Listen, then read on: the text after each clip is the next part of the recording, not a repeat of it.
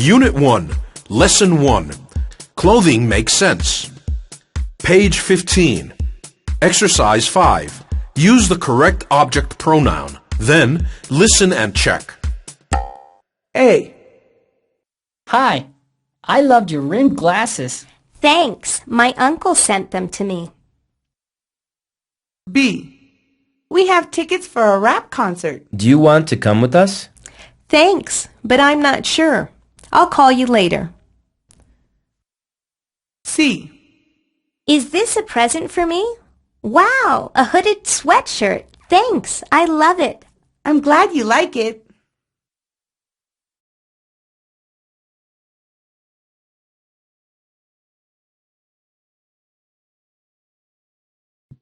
Unit 1, Lesson 3. Urban Ideologies. Page 18. Exercise 2. Read and listen to the following article and confirm the previous match. The traditional concept of tribe has changed. Ancient tribes consisted of a number of families or clans that shared a common ancestry, a rich and varied culture, a vast history, and a set of beliefs and values called ideologies. These tribes were also socio-political and economic organizations in which each member respected and trusted the tribe leader, who was one of the oldest men or women and, of course, one of the wisest, because of the experience and knowledge gained over the years. Sociologists, anthropologists, and historians refer to a new concept, urban neo-tribes. These are groups of young people that have become part of the cityscape. They get together to share common interests such as music, fashion, sports, environmental causes, hobbies, etc. However, as some social scientists suggest, their ties are not as strong as in the ancient tribes, since they are based mainly on empathy or emotional responses. Thus, their ties are temporary and fragmentary. Their members do not always commit to the group, and there is no solid, established leadership to follow.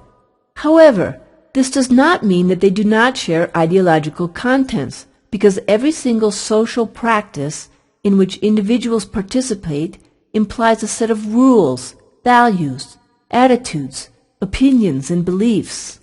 Urban neo-tribes share common ideologies that allow each of their members to create socio-cultural meanings and to build his or her own judgments to interpret reality. Young people have the opportunity to choose among a wide variety of groups to belong to and to feel identified with. These urban neo-tribes are characterized by the differentiation of lifestyles and ideologies. Let's learn about some of them.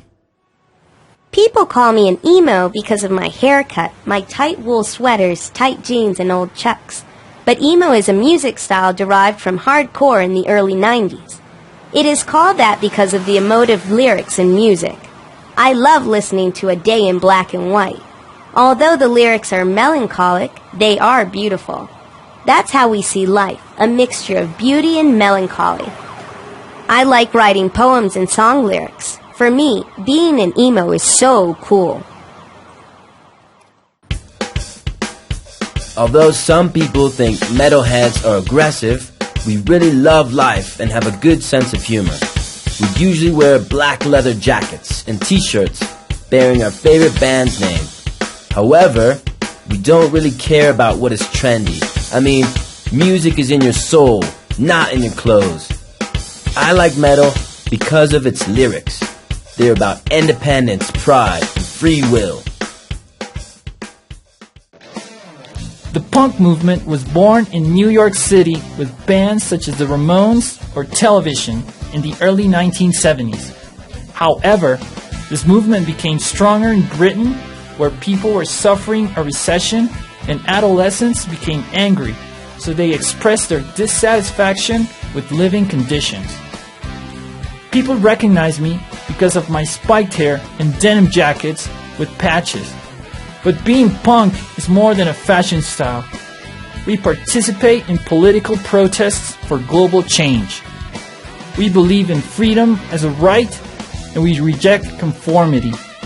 As a consequence, people call us anarchists.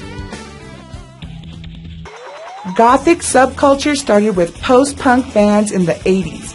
Gothic rock deals with literary movements. Some of the Gothic bands are Bauhaus, Siouxsie, and the Banshees, and Joy Division. I'm a goth because I like the intellectual tendency that we share. I disagree with violence and hate. Although some people believe that we are violent, that's probably because of our outfits. We usually wear black skin-tight clothes, strong makeup, and black nail polish. However, we favor tolerance for diversity and we believe in individualism. As you can see, we are part of a world inhabited by all types of people. We are different, but we also share commonalities that make us human beings. Diversity is what enriches every society. Ideological contents are involved in all kinds of social acts, but they seem neutral and natural because they become part of common sense assumptions, i.e., girls are cute, boys are rough. Adults are always right, or metalheads are violent. So they are taken for granted. As a consequence, it is necessary to be critical enough in order to discover and analyze the ideologies behind the social acts and groups in which we participate every day, because ideologies are the result of social interactions and they definitely affect the way we relate to each other and how we interpret reality.